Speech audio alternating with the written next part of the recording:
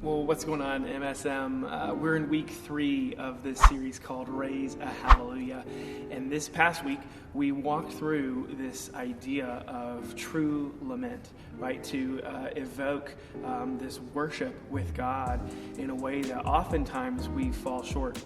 We justify it by saying, if I'm a Christian, I'm not supposed to be sad. I'm not supposed to be angry towards God. I'm showing a lack of faith in what the future holds. But instead, we walked through the book of Psalms and we looked at David, the guy that's described as a guy after God's own heart, as a guy who was angry with God at times, frustrated with the situation that was going around him. He was yelling at him because of the confusion and the sadness that he was walking through.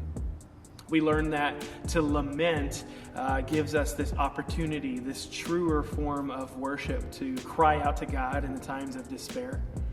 It allows us to be more honest with what God already knows is in our heart. It allows our worship to become more authentic. So here's my challenge for you this week. Maybe you've experienced something that has required you to lament. Right? Maybe it's been the death of a family member, a relative, or a good friend. Maybe you've been bullied, or you're currently walking through a season of despair.